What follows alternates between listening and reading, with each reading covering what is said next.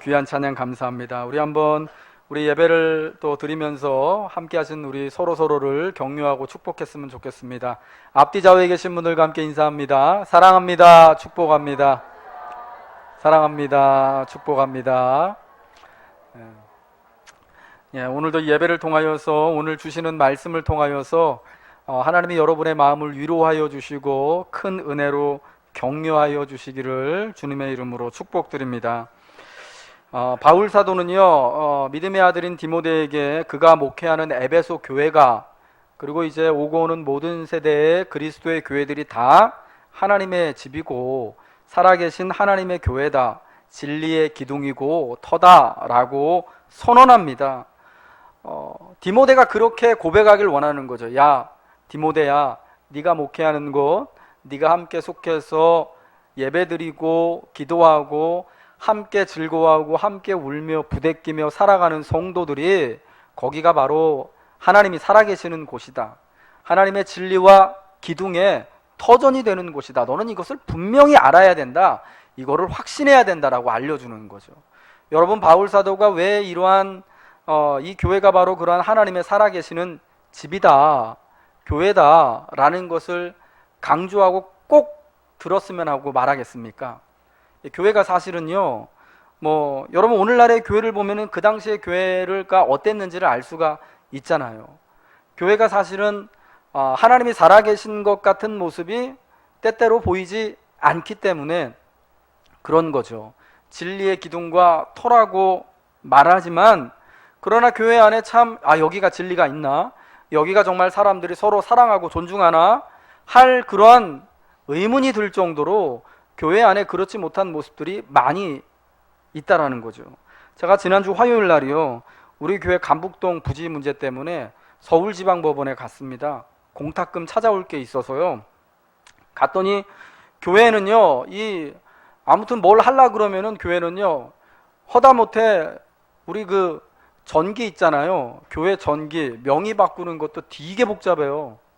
그 노곤교회하고 가로 열고 이근수 목사님 이름으로 이렇게 돼 있어요. 대표자가 이제 전에 원로 목사님이셨으니까요. 이거를 바꾸는데요, 우리 다 이제 교회 이름으로 바꿔주세요라고 하는데 너무 힘든 거예요. 뭐 해오라는 게 너무너무 많아요. 교회는 당신이 대표자라는 거를 확신할 수 있는 이 선임계부터 해가지고 뭐 하라는 게 너무 많아요. 제가 몇 번 그런 거 해보니까요, 대충 이런 서류가 필요하구나라는 걸 알았어요.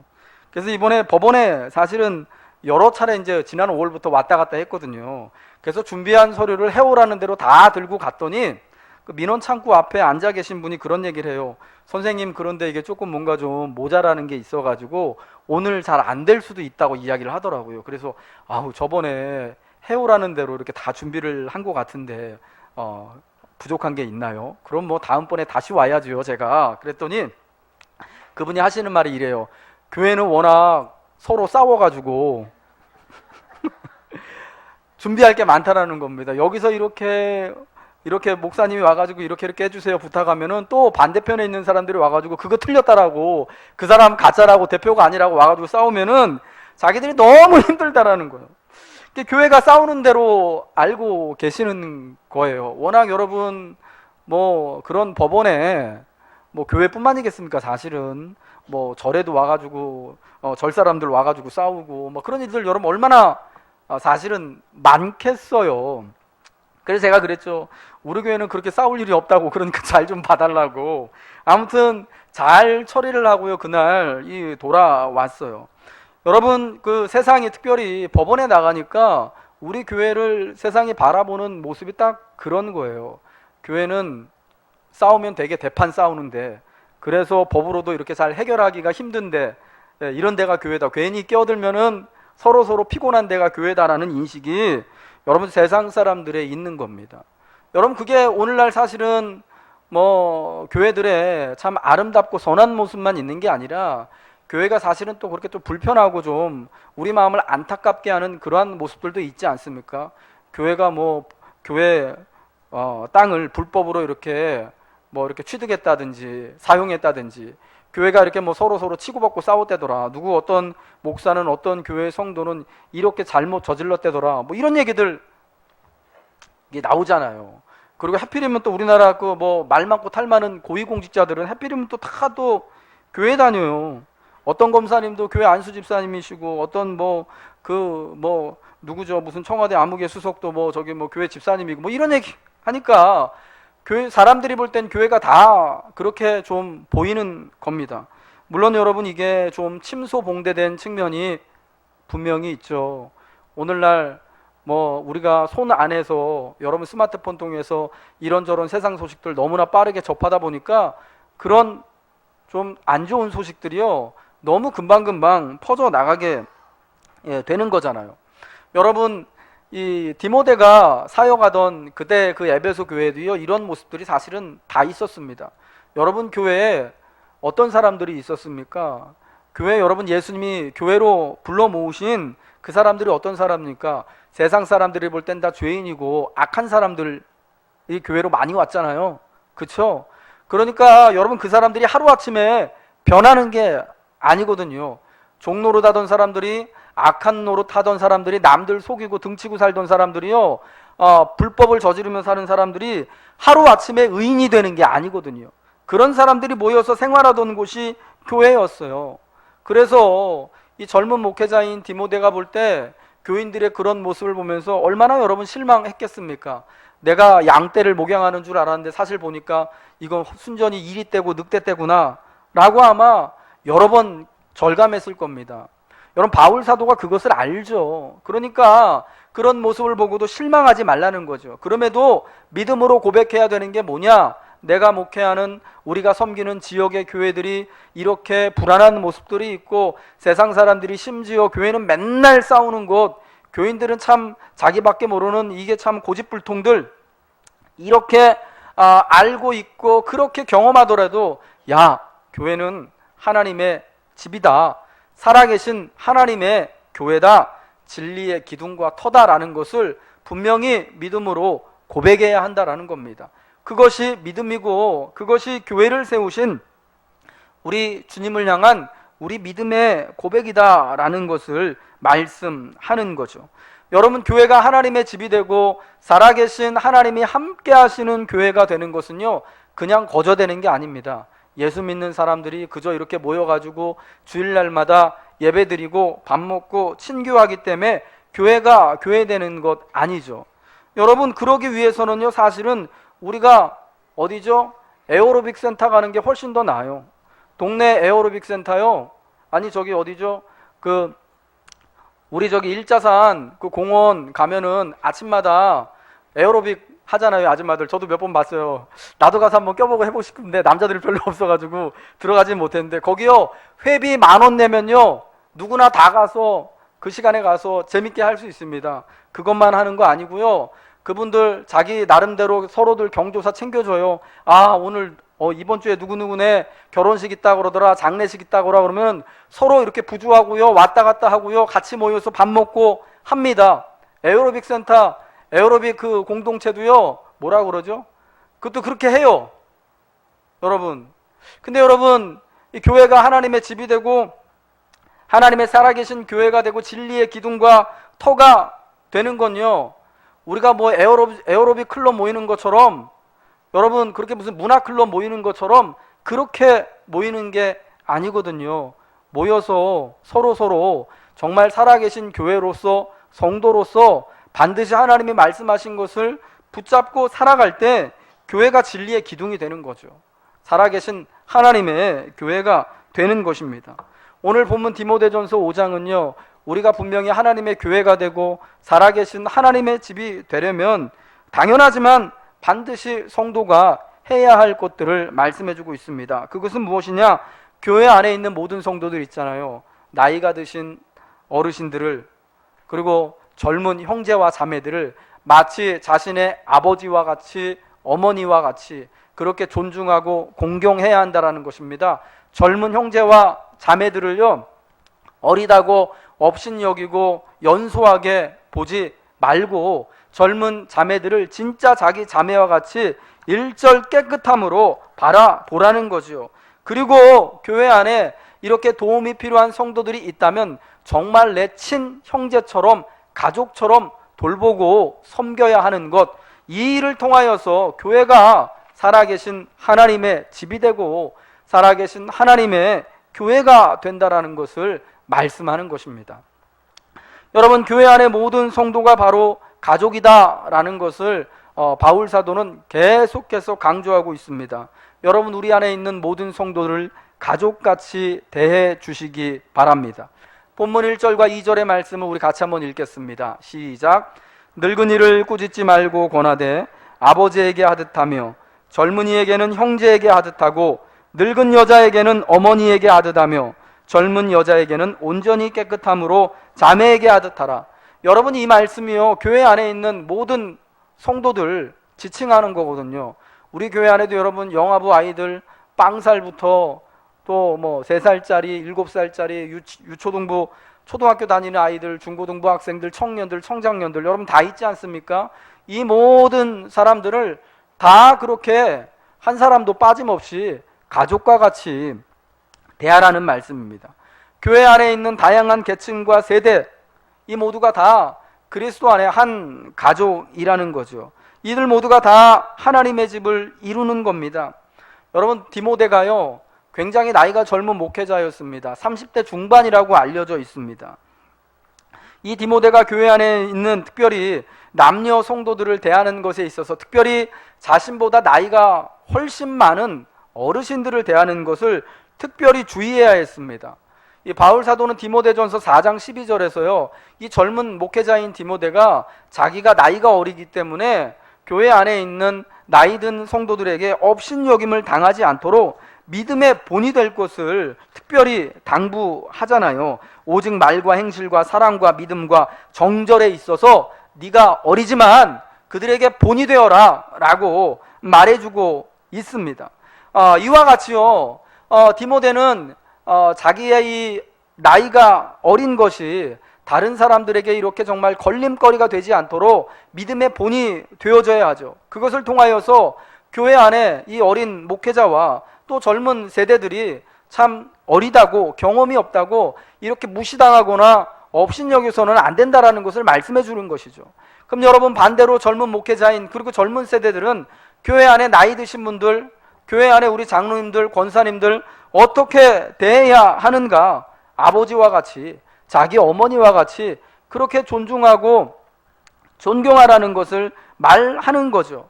그러니까 이 젊은 목회자가요, 젊은 세대가 특별히 교회 안에 나이가 드신 분들을 어머니와 같이, 아버지와 같이 그렇게 존중하는 마음으로 대할 때에 내가 젊다고, 내가 연소하다고 업신여김을 당하는 일이 일어나지 않게 된다라는 것입니다. 젊은이는 젊은이대로, 나이가 드신 분들은 나이가 드신 분대로 교회 안에서 서로 존중하고 관용할 때 서로가 정말 가족과 같은 하나님의 교회를 이룬다라는 거죠.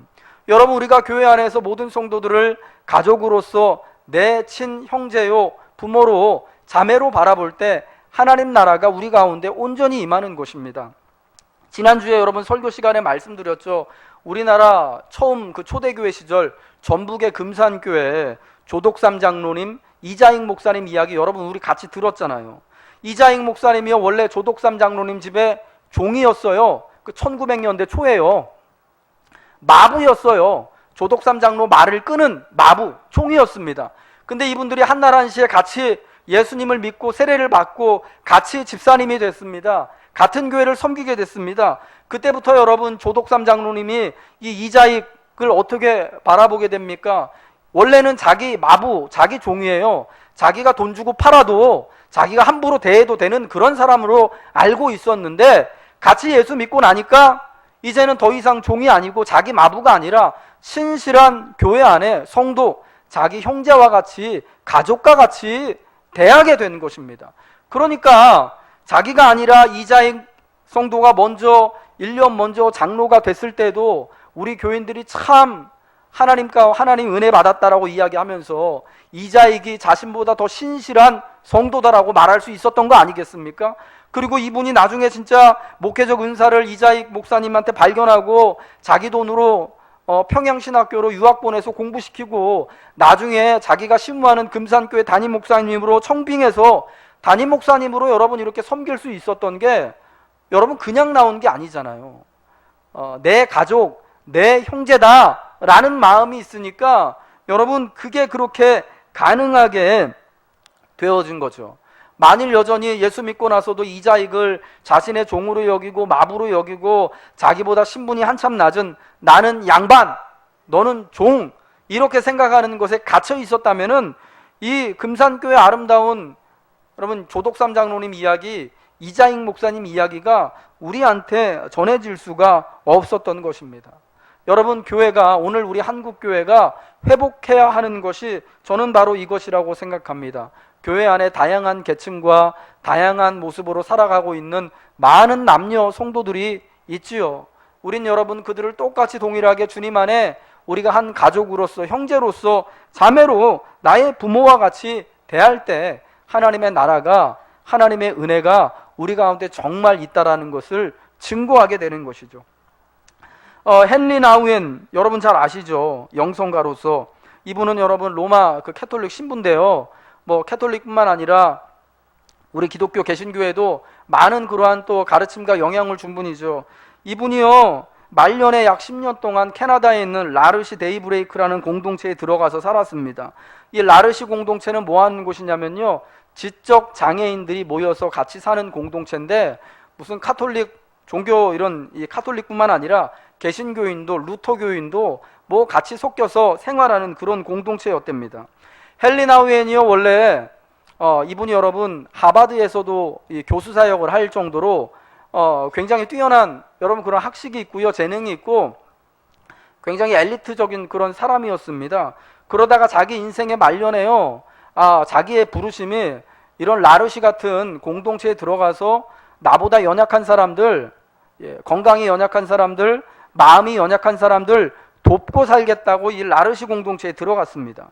근데 여러분 생활하면서 보니까 어떤 깨달음을 얻었냐면은, 내가 이들을 돌보기 위해서 이 공동체에 들어왔는데 지금 보니까 내가 볼 때는 지체장애자들, 건강이 좋지 않고 태어나면서부터 이렇게 좀 지능도 떨어지고 건강도 안 좋고 마음도 아픈 저 사람들이 오히려 자기를 돌보고 있다는 걸 깨달은 겁니다.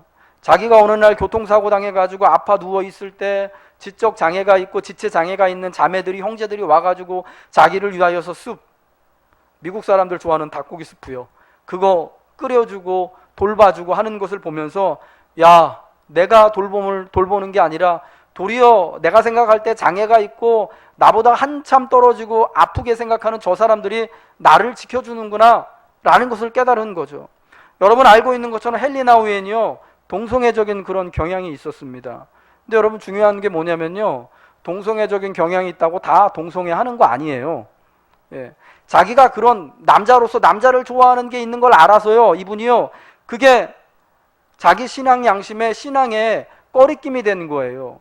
굉장히 속에서 치열하게 싸웠던 겁니다. 내가 동성애적 성향이 있지만 절대 이 동성애라는 이러한 잘못 넘어가지 않겠다고 다짐하고 자기를 막 붙잡고 되게 힘겹게 살았는데, 이걸 여러분 누가 가능하게 해줬냐? 이 라르시 공동체 이 지체장애자들 있잖아요. 우리가 생각할 때는 저 사람들, 저렇게 아픈 사람들이, 불편한 사람들이, 우리보다 지식도 떨어지고 경험도 떨어지고 내가 누군가가 정말 봉사하고 돌봐야만 살아갈 수 있는 사람들이, 근데 여러분 그 사람들이요 하버드에서 그 똑똑한 아이들 가르친 일을 했던, 그리고 책도 진짜 무수한 책들을 써냈던 이 헨리 나우엔 같은 사람들, 그 동성애 성향이 있는 그 사람을요 이렇게 붙잡고 그가 범죄하지 않도록, 그의 마음이, 삶이 무너져 내리지 않도록 지켜주는 일을 해줬던 겁니다.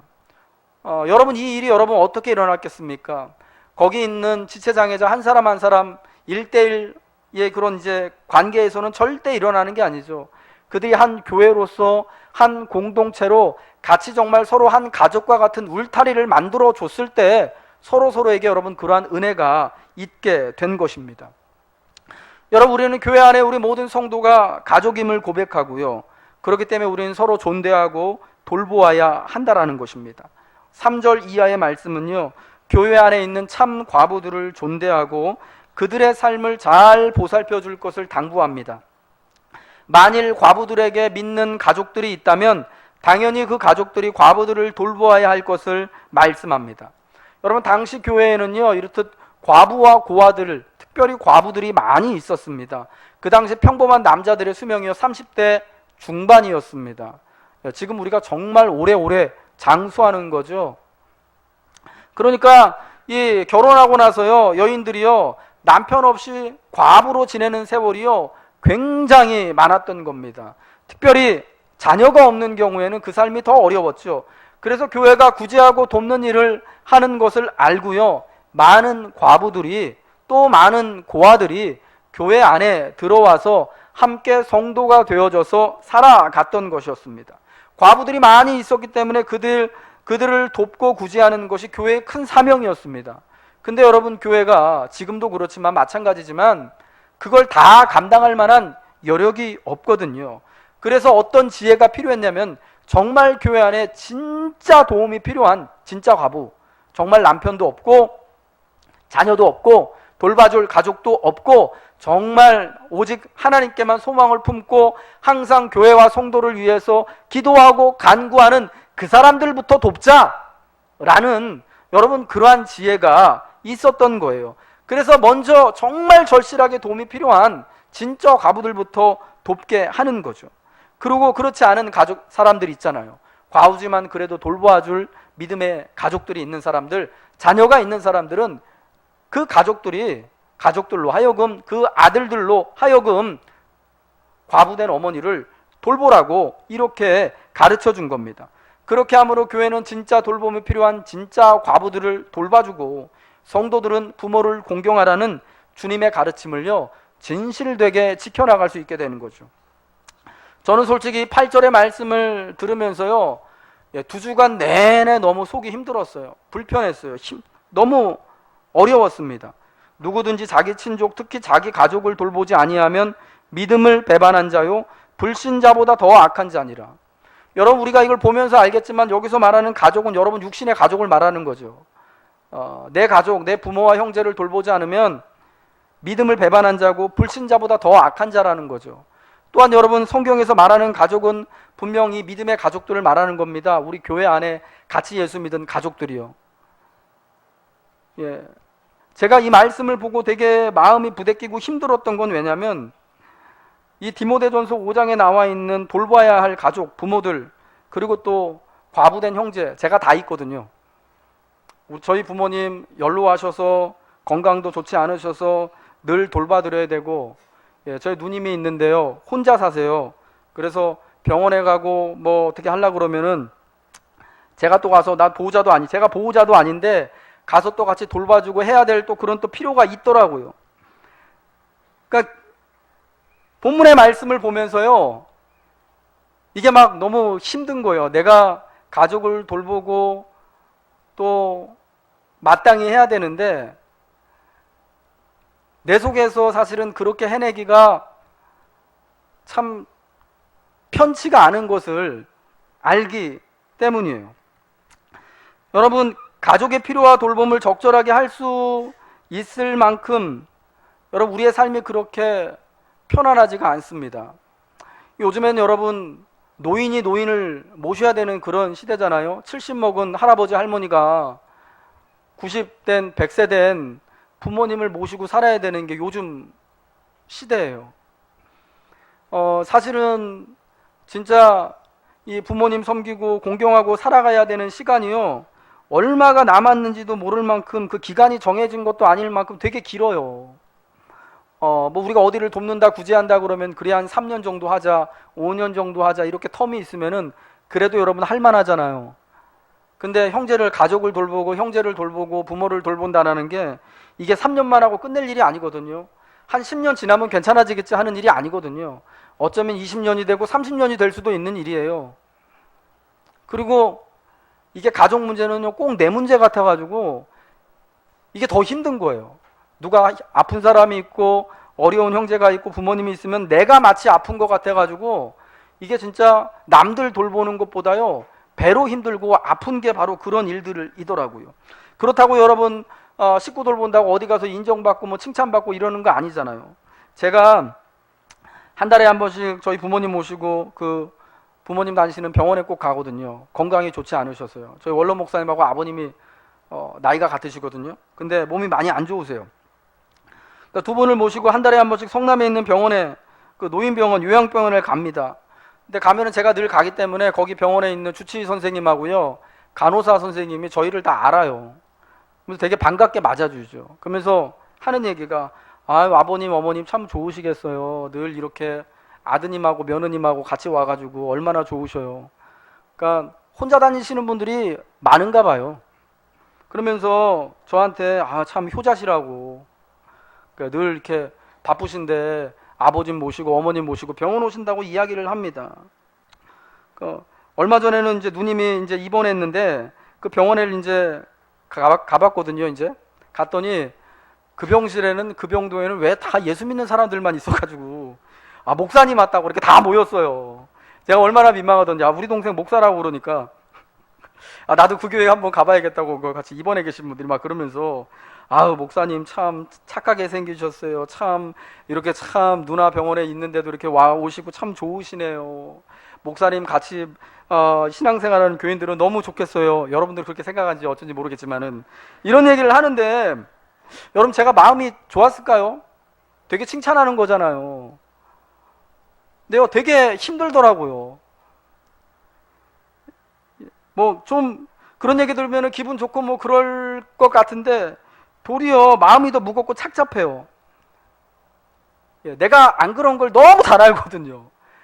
병원 갈 때마다 좋아가지고, 야, 부모님 모시고 병원 다니니까 너무 좋다, 행복하다, 하나님 말씀하신 것처럼 내 부모를 공경하는 게 난 너무 기쁘지, 이게 아닌 거 내가 너무 잘 알거든요. 우리 애들 데리고 사는 것도, 나 혼자 몸 이끌고 사는 것도 너무 힘든 거 아는데 참 내 맘대로 살고 싶고 자유롭게 하고 싶은데, 부모님이랑 이렇게 병원 다니고 항상 챙겨드려야 되면 되게 불편하잖아요. 부담스럽잖아요.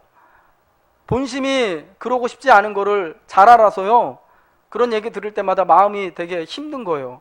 야, 그래도 내가 목사인데, 내가 그래도 예수 믿는 성도인데 이렇게 참 이 정도밖에 안 되는구나. 하나님이 자기 친족 가족을 돌보지 않으면 믿음을 배반한 자고 불신자보다 더 악한 자라고 말씀하셨는데, 솔직히 내 마음에 그런 마음이 있는 거 보니까 내가 이렇게 정말 악한 자구나 라는 마음이 들어서 괴로운 거죠. 왜 그렇습니까? 하나님 말씀에 순종하고자 하는 고통이 있어서 그래요. 마음이 하나님 말씀으로 지금 깎여 나가고 있기 때문에 그런 거죠. 여러분, 요즘 사실은 가정들마다, 우리 성도의 가정들마다요, 힘든 일 없는 집이 하나도 없습니다. 어르신이 어르신을 모시는 것 때문에 힘든 집도 있고요, 건강하지 않은 가족들 때문에 너무 힘든 분들도 우리 주변에 많이 봅니다. 재정적인 문제 때문에 서로 이렇게 힘들어하고 싸우고 싸움 나기도 하고, 돕고 싶어도 돕지 못하는 것 때문에 괴롭고. 여러분, 그러면은 어떻습니까? 우리가 잘 살다가도, 하나님 말씀 잘 순종하고 내가 잘 해내가는 것 같다가도 마음이 울적해지고 진짜 힘들잖아요. 아, 내가 이거밖에 안 되나? 여러분, 근데 사실은 제가 보니까요, 그게 은혜더라고요. 이 8절 말씀을 보고, 야, 네가 진짜 너 믿음을 배반한 자고 불신자보다 더 악한 자다, 이 말씀 때문에 마음이 울리는 게, 여러분, 이게 은혜더라고요. 주님을 모르는 사람들은요, 하나님이 없는 사람들은요, 그것 때문에 마음 아파할 이유가 없죠. 말씀 때문에 마음이 깎여 나갈 그런 필요가 없는 겁니다. 내가 얼마나 약한지, 내가 얼마나 악한지, 내 본심을 얼마나 내 멋대로 하고 싶은지를 깨닫고, 사실은 이러지도 저러지도 못하는 아무 능력이 없다라는 걸, 내가 그런 무능한 사람이다라는 걸 깨닫는 게 여러분 은혜잖아요. 여러분, 그때 주님이 생각나는 거 아니겠습니까? 찬송가 585장 내주는 강한 성이요 2절에요, 이렇게 고백하며 노래하잖아요. 내 힘만 의지할 때는 패할 수밖에 없도다. 힘 있는 장수나, 맞습니까? 아유, 1부 때는 제대로 했는데 부르려고 하니까 잘 안 나오네요. 우리 힘만 의지하면 안 된다는 거, 이게 도저히 뭐 감당할 수 없다라는 거 깨달아지는 게 은혜죠. 여러분, 누가복음 18장 13절에 세리가 하나님 앞에 기도하잖아요. 세리는 멀리 서서 감히 눈을 들어 하늘을 쳐다보지도 못하고 다만 가슴을 치며 이르되 하나님 나를 불쌍히 여겨주소서 나는 죄인입니다. 여러분 이게 은혜인 거죠. 적어도 세리는요, 적어도 이 말씀에, 오늘 본문의 말씀에 참 이 가족된 성도들을 제대로 돌보지 못하고 진짜 자기 가족들 제대로 돌보지 못한다라는 이 자괴감에 나를 불쌍히 여겨주십시오 나는 죄인입니다 라고 부르짖는 이 사람이 은혜 받은 사람입니다. 하나님이 응답하시는 사람이다라는 거죠. 여러분 우리가 이렇게 죄인이고 약한 존재다라는 것, 그래서 은혜가 필요합니다 라는 것을 깨달을 때 우리가 진짜 하나님의 성도가 될 수 있는 것입니다. 거기서부터 정말 자신의 가족, 믿음의 가족 잘 돌아볼 수 있는 능력과 은혜가 생기는 거죠. 하나님 나라 가족은 오직 믿음과 말씀으로 탄생됩니다. 누가복음 8장 21절에서요 우리 주님께서 누가 곧 나의 가족이고 형제인지 말씀하셨습니다. 우리 한번 같이 읽겠습니다. 시작. 예수께서 대답하여 이르시되 내 어머니와 내 동생들은 곧 하나님의 말씀을 듣고 행하는 이 사람들이라 하시니라. 누가 예수님의 가족이라고요? 말씀을 듣고 행하는 사람들. 예수님 지금 그 주변에 같이 있는 그 제자들 있잖아요. 갈릴리 힘들게 살아갔건 배우지 못한 갈릴리 어부 출신 제자들이요, 예수님 말씀 듣기 위해서 예수님 주변에 몰려든 이 레위와 같은 죄인들, 세리들이요, 예, 그 시대에 여러분 죄인인 창기들이요, 나쁜 짓 많이 하던 그 사람들이요, 병들어서 다른 사람들이 이렇게 정말 챙겨주지 않고 멀리했던 바로 여러분 문둥병자 같은 사람들, 그 사람들이 주님의 가족이라는 겁니다. 여러분 하나님의 가족은요 그냥 저절로 내가 예수 믿고 같이 그냥 이렇게 한 공간에서 교회 나와서 그냥 같이 그냥 이렇게 예배 드린다고 해서 그냥 저절로 되는 게 아니죠. 예수님이 계시는 곳에 같이 있고 예수님과 함께 말씀을 듣고 예수님과 함께 생활하고 그분의 말씀에 순종하고 그분의 일을 할 때 그분의 가족이 되고 제자가 되는 것입니다. 여러분 손님이 아닌 가족이 되시길 바랍니다. 여러분 우리 가족이요 참 아무리 못났고 배운 바가 없고 무식하고 참 애정 표현하는 거 서툴러도요 옆에 있는 많이 배우고 근사하고 참 자기 자식들한테 잘해주고 하는 그 영철이 아빠가 우리 아빠가 될 수 있는 거 아니잖아요. 아무리 지쳐놓고 귀한 사람이더라도요 손님은 손님인 거예요. 가족이 될 수가 없는 것입니다.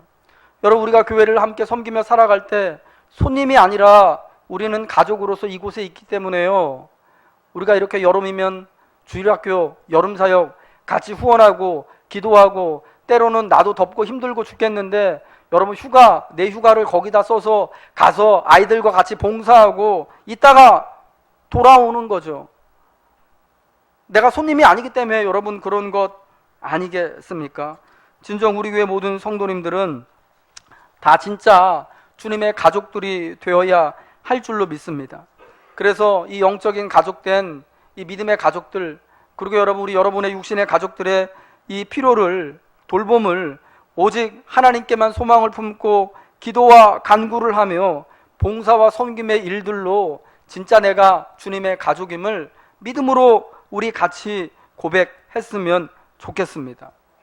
여러분 여전히 우리가 이 땅을 살면서요 하나님의 가족으로 살아가는 것 쉽지가 않습니다. 특별히 우리 가족들, 부모님, 형제들, 자매들 돌보고 내가 해야 할 일들 마땅한데도 불구하고 그거 하는 거 쉽지가 않습니다.